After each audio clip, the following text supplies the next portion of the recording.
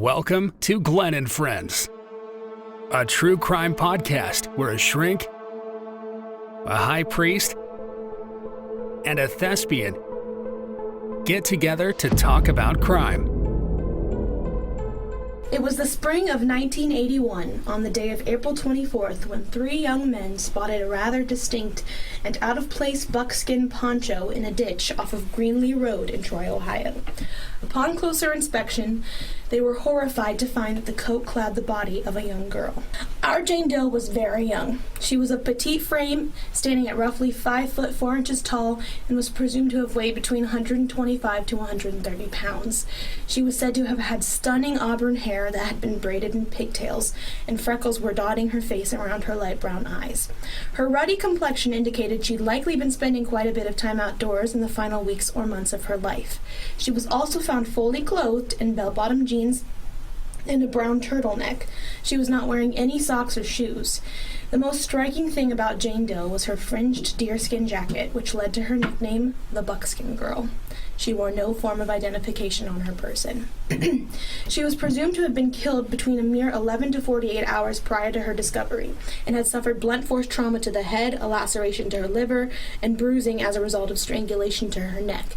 She also exhibited, I'm going to try to say this, pedicai? I should have looked this up. Wait, someone look it up and tell me how to say it. Wait, spell it for me. P-E-T. P-E-T. E-C-I-H. E-C-I. I'm sorry, not I-H. E-C-H-I. H-I. A-E. A-E. Tell me when you got it. Patiki. Patiki. Wait, can someone say it for me? We need a pronunciation Mr. guide. Google? Mr. Google, please say. Patiki. Patiki. Okay, so she exhibited patiki, which I guess. are like... If we're wrong, don't come for us. They're tiny blood spots in your eyes, which further indicated that she was strangled, and that this is a common thing that takes place in victims who've been strangled. However, the interesting thing about this was that there was no sign of sexual assault or even a physical struggle in response to the attack. So the question is, I just spit everywhere. Where's the motive, and did she know her killer? Because obviously she wasn't fighting back, which is kind of freaky. Are you gonna play? Say it. I have Google. Patikia. It looks like Patikia. Patikia. Yeah. Patikia. Wait, why can't I click on any of these things? For- she's loading. Okay, is that the intro? Is that... Oh, I already did the intro. Oh. Well. The intro was the beginning when I said that they found the buckskin coat cladding the body of a young girl. Okay. Oh, got it. Welcome. Thank you for all Thank that. you for that. Wait. I got it. Wait. She's turning it up for us. Patikia. Patikia. That makes a lot more sense. All I right. should have looked that up, you guys. Well, welcome to Glen and Friends. It is episode 3 of our podcast, guys. Yes. This is an awesome episode, and it's another one that is not close to me and Alyssa and Joe, but more closer to you, LB, Our near your thespian. hometown, the thespian's hometown. Yes. I was born and raised in Troy, Ohio, and have lived there since my birth. Since you were born. Actually, so I looked this up on the map. This is 5 minutes away from my house, this road. I have driven down this road. Ooh. So researching this was really, heavy in a new way, because the road that Greenlee backs up to is, it's Route 55, and so I drive Route 55 to get into my old neighborhood, and that's the big road that meets up to I-75, which is the highway that runs through Dayton and towards Columbus. So, going to and from some friends' houses, I've been down Greenlee Road, which freaks me out. Whack. Yeah. I don't like it. Yeah. Whack. Which is similar to last week's episode. If you didn't tune into last week's episode, it was Matthew J. Hoffman, which was a murderer and rapist abductor guy from Mount Vernon, Ohio, which is where all 3 of us live now. Right. And so we were feeling all of those feelings because a lot of the places we mentioned happened to be on the list. Yeah. Of where, close to where we live. So that was a little bit freaky. Yeah.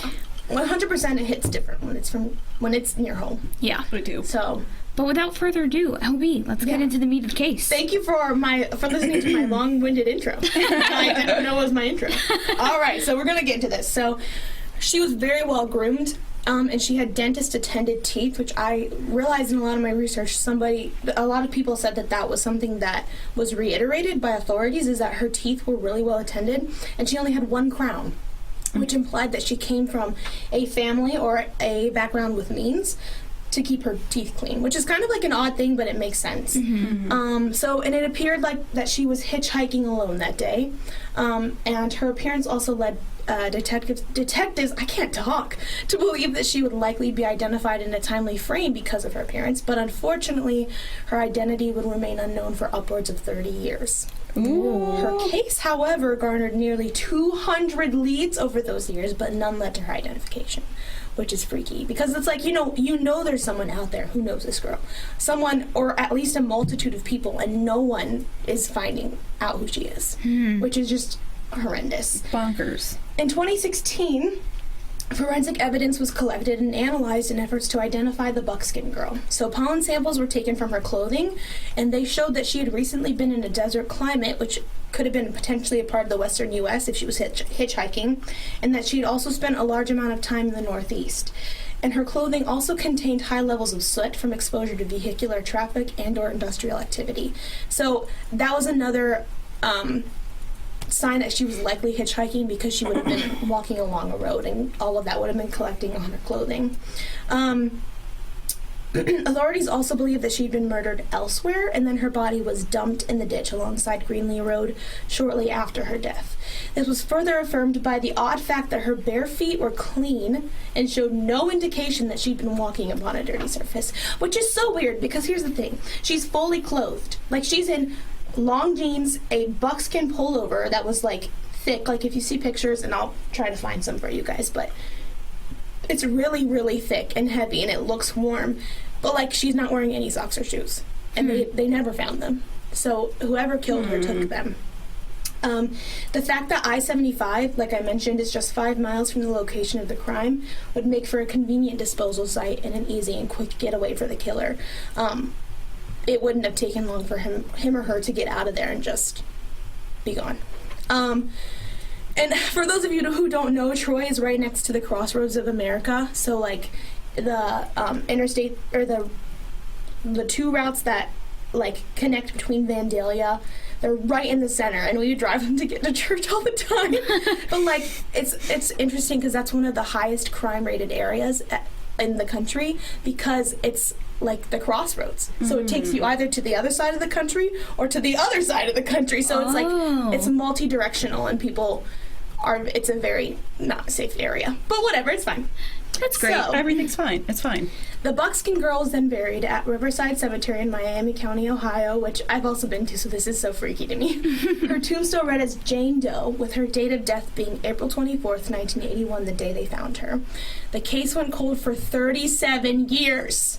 You guys. 37 whole years. And she was assumed to have been, like, in her teens and 20s, so, like, she would have been in her 50s by the time, like, if she had lived. Yeah. It's crazy. According to ABC News in 2001, the Miami Valley Regional Crime Lab developed her nuclear genetic profile, which was then entered into the National Center for Missing and Exploited Children's, NCMEC, database at the end of 2008. Her nuclear and mitochondrial DNA was also entered into the FBI's DNA index system. In 2016, the NCMEC released an image of the woman's face that was, like, like the generated images, because they had drawn a sketch of her, but, like, they didn't have a good sketch because it was the 80s. Yeah. So they did a generated face, and they ran isotope tests on her hair. Okay, get this. So they didn't, like, take a good care of DNA samples at the time, because they weren't used in crime cases at the time. Like, that's been a new thing recently. They kept a blood sample of this girl until the 2000s in storage in Miami County. Wow. That's crazy. For almost 40 years. For they almost kept this 40 woman's years. blood. Wow. So it had been in storage since 1981 and was then sent away to be analyzed by a nonprofit organization known as the Jane Doe Project. These people are incredible. You guys have to look them up. Okay. So the project's research and analysis led to the discovery of a relative who stated to have had a cousin who went missing around the time the Buckskin Girl was snapped. They tried to contact Ancestry DNA and they would not allow them to access the database to try to find this girl's, background. That's dumb. Yeah, so That's the really DNA, dumb. Exactly. So the DNA Doe Project stepped up and they're like, we'll do it. The Buckskin Girl is one of the very first missing persons identified using a public genealogy database.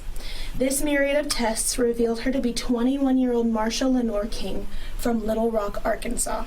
So I'm going to give you guys some background. So King's family declined to release a press statement when they were told about her death.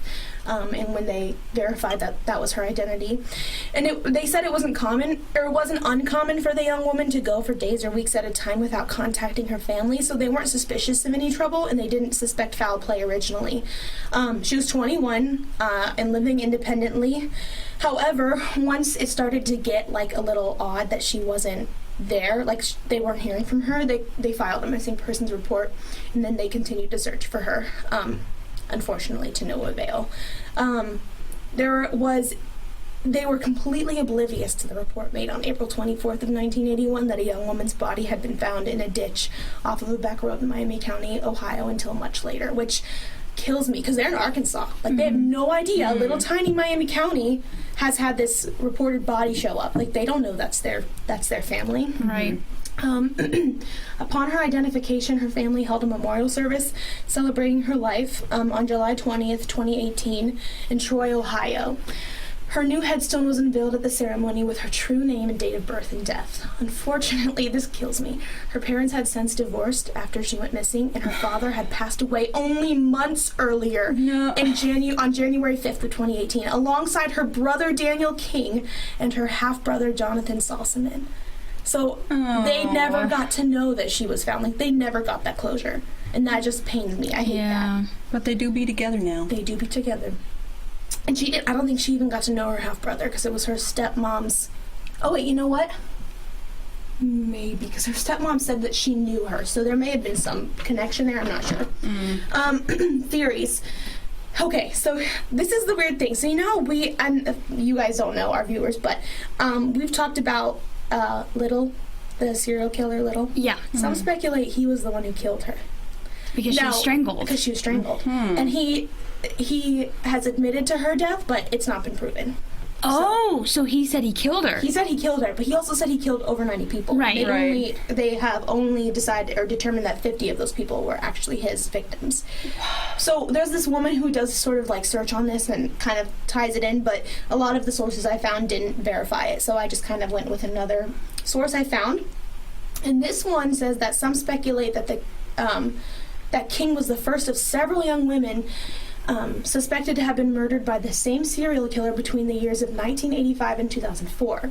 This theory was perpetuated by the commonalities between these murders. So the killer, who's been referred to as Dr. No, the Stargazer, or the Dragon, was known for bludgeoning and strangling his victims, which that's how they found her. She was bludgeoned and strangled to death, and she had a laceration of the liver.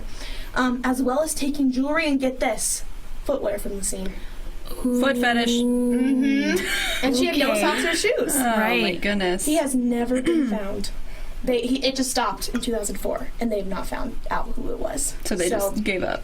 Yeah, and he was known for killing prostitutes.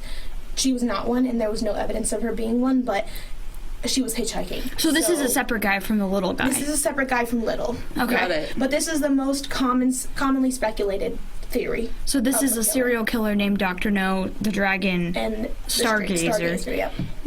And no one has figured out who he is. Nope. That's freaky. Bonkers. It's freaky. So, potential case you may cover later. I'd really like to talk about it because I found it on a crime fandom on Wiki, and someone was like, yeah, he goes by the name of Dr. No. So I was like, okay, I'm looking this up. So I looked up Dr. No.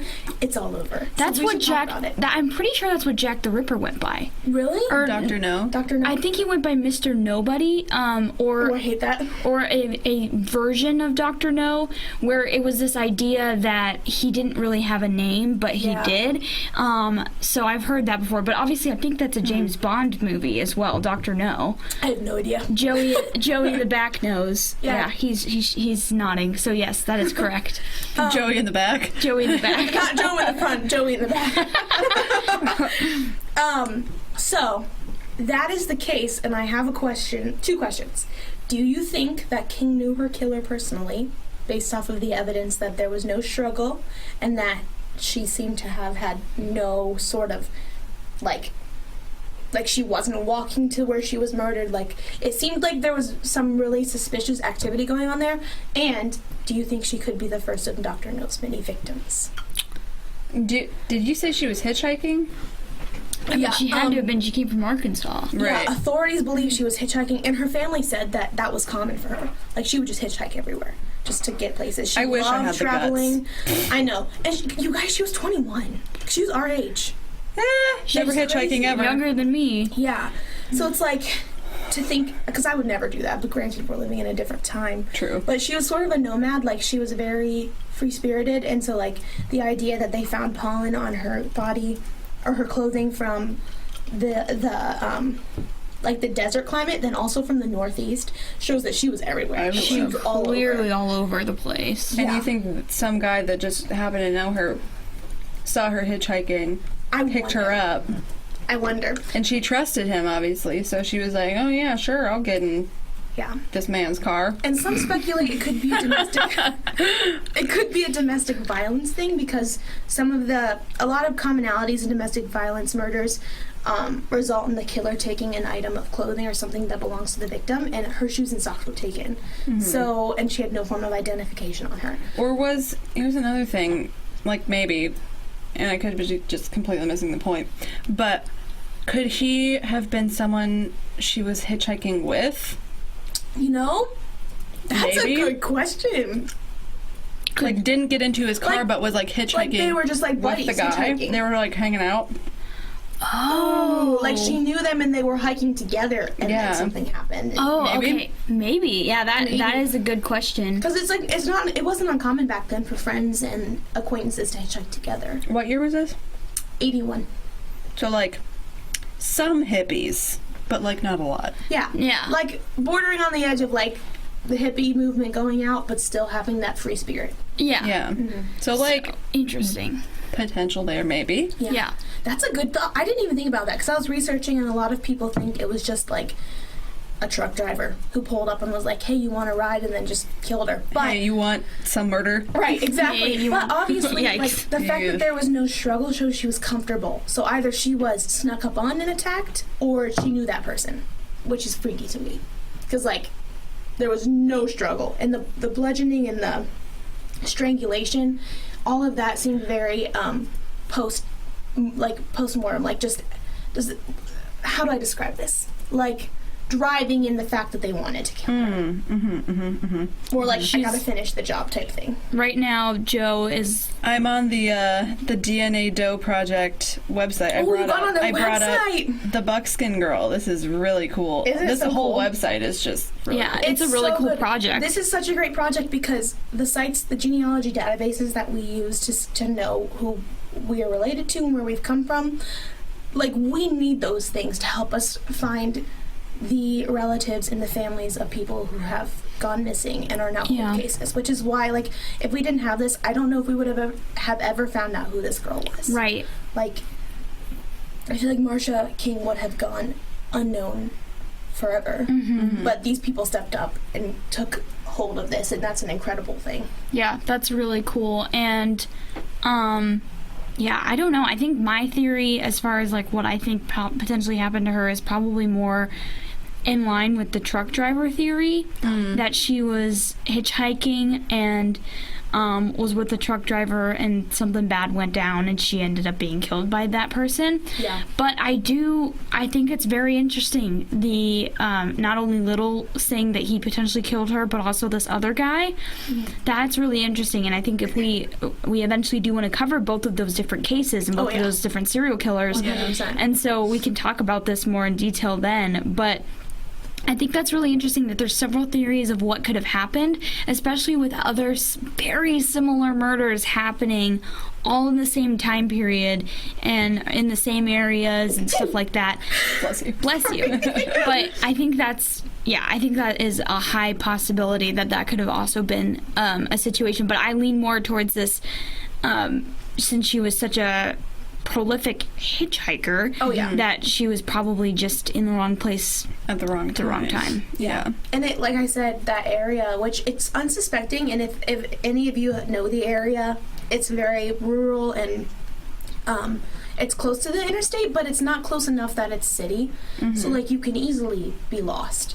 And so I think that it was, like you said, wrong place, wrong time. And it was unfortunate because it made for a really quick and easy getaway for whoever it was. Oh, yeah. Like, if you were 5 minutes away from I-75 and that interstate gets you going to wherever you want to go, like... You can go anywhere. Yeah, and it was the 80s, so it's not like they had all of the things that we have now, and obviously they weren't using DNA at the time. They didn't take DNA from anything on her person, from whoever was attacking her. Okay, so there was no, like... Was there any evidence of sexual assault? No, and I think I mentioned that in the beginning. If I didn't, that was the odd thing, is that there was no evidence of sexual assault. Okay. And her clothing had not been tampered with in any way that made it look like there had been some sort of sexual assault either. So there was just this kind of odd, like, why was she killed? Like, there was no sexual assault motive. She was not struggling when she was murdered. So it just is sort of odd. It's kind of a freaky situation, you know? Yeah. But yeah. Sorry, I'm looking at her pictures on this website, and It's sad. it's so sad. It really hits. And, like, if you guys ever get a chance, look up Buckskin Girl, and the first picture that comes up, scroll up real quick, is that one where she's leaning over and her hair is, like, hanging. She looks so happy, and, like, she has this joy on her face, and her hair is just, like, shining, and it's like, wow, she has so much life in her, and like, it was just stolen. Yeah. So it really gives a sort of new perspective to these cold cases that have been unsolved for upwards of 30 years. Yeah, many, many years. It's obviously exciting that now we have the science and we have the ability to solve some of these cases.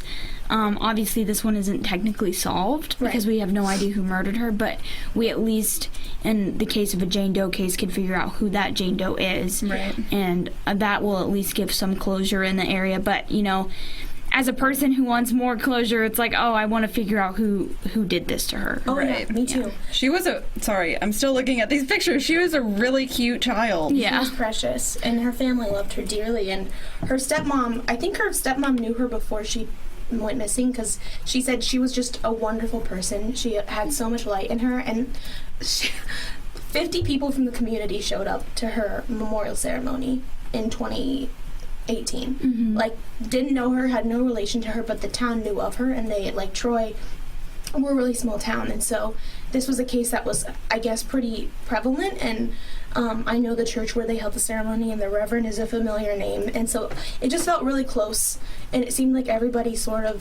they were rejoicing in the fact that they knew who it was. And I also read that at her funeral, several other families' pallbearers, like, were the ones who took care of the, like, escorting her body to the grave. Wow. Which is just incredible that all these people surrounded this unknown person to make sure that, you know, she was respected. And I don't know, it's just interesting. I really, like, it hits close to home because it is close to home. It is, like, in your backyard. And she's, like, only a year younger than I am, so it just feels really surreal to think about this happening. Oh, this is really sweet. Someone on the Find a Grave website, someone left a comment, and it said, rest in peace, Marcia Lenore King, I'm so happy your identity has been restored to you. Oh, that breaks me. It hurts. I'm gonna go cry now. Yeah. And then it says, I hope we find out who did this to you. Me too. Me too. Amen to that. Me too. Someone Mr. posted that on February 17th this year. Yeah. So that's very recent. Yeah. So that tells you this is a case where, and people are posting March 1st, 2021. So people are still really interested in finding out who did this. Yeah. Right. Oh, the yeah. most recent one was today. Someone, left a flower. Yeah. Oh, this is such a common thing, and we're getting close to her death anniversary. So with it being in April 24th, I think the people in the town who had been trying to search for her identity and everything, it's kind of becoming more prevalent because it's closer. Coming up in the brain once again. Yeah. Yeah, so it'll be interesting to figure out who exactly did this, and hopefully one day they will be able to figure it out. It's really sad that they weren't able to obviously get any DNA off of her that was from a different person, because that always helps with figuring out who a murderer is and who a rapist or killer is. And, the cases that we've talked about previously, the reason why they figured out who these people are is oftentimes because of the DNA that they left behind on their victims. And the Miami County Police Department and Crime Unit, they were applauded for the fact that they had saved all of everything they had, the blood sample, all of her clothing, any DNA evidence that they had from the crime scene, they had preserved perfectly. And if it wasn't for that, they wouldn't have been able to figure out who she was. That is a huge deal. It's crazy. So props to them. I didn't Here's the realize thing, they though, had such a too. good force. Back in the day, I feel like serial killers and just criminals in general, they always make a little mistake, and the job of police officers and forensic investigators is to find that mistake to catch them. But I feel back in the 80s, they didn't really have the means to do that yet, which is so unfortunate, because I'm sure this guy messed up. Oh yeah, he had to have. Yeah, if he was a serial killer, he had to have slipped up somewhere. But because we didn't have the means to find someone as well when they did slip up, it was really hard to find people. Right. So yeah, it's unfortunate. Hopefully one day we will figure out who did this, and it may only be a circumstantial tie-in, as far as we assume he probably killed her too, just because of the way that her murder was. But hopefully we can at least get some closure in that aspect. Yeah. Right. And I know it's been 37 years since, but there's always hope. Yeah. This all came to fruition in 2016, so Yeah. there's hope. So if you guys have any thoughts or theories, we would love to hear them. Yes. Because obviously there's a lot of room to question, who is this killer? Yeah. Why? What happened? Yeah. Well, thank you guys so much for listening to our third episode of the Glen Friends podcast. We are very exciting to we're very excited that very excited. Exciting too. We're very excited that we're doing this, keeping up with it, and next week the shrink Joe will be presenting. It's gonna be a wild ride. I forgot to tell you, I am the thespian. I'm the one that did this case. Yes. I didn't tell you guys that in the beginning. I'm sorry. It's fine. Everything is fine. Y'all figure it out. It's fine. Yeah. At this point, hopefully your voice is noticeable enough. I mean... Who am I? Where am I? Yes. Anyway, next week's case. Do you want to give a little preview? Yeah, give us a preview. Well, this is a case. So we've heard a case from Alyssa, or all of our kind of hometown, but Alyssa Mount has Vernon. Most of the ties in this area. We've heard from the thespian in her hometown, and so next week it's only fitting that I share something very close to my home. I'm scared. I'm so excited, I feel though. we've talked about this a tiny bit. I have brought it up. Yes, it is very interesting. I'm so excited. Well, we will be sharing this next week, Monday at 8 p.m. Eastern Time. That's when all of our podcast episodes will be released on Spotify, Buzzsprout, and basically anywhere else you listen to your podcast, and also on our YouTube channel. Make sure to follow us on our YouTube channel and follow us on our social medias. Yeah, we got Please follow Twitter. our TikTok. We got TikTok. Yo, you guys, come on. go follow that TikTok. We do fun things up over there. Yeah, We have cats. You get to see them lips. Yeah, you get to see the cats. We also make fun Instagram reels as well, and we like to post a little bit of a teaser of the current episode that we're doing. So, yeah, just make sure to go and check out and follow there. Share this episode if you are enjoying it. Share it with your other true crime friend buddies. Woo woo. Yeah, let them know about it as well. But as for right now, we are Glen and friends.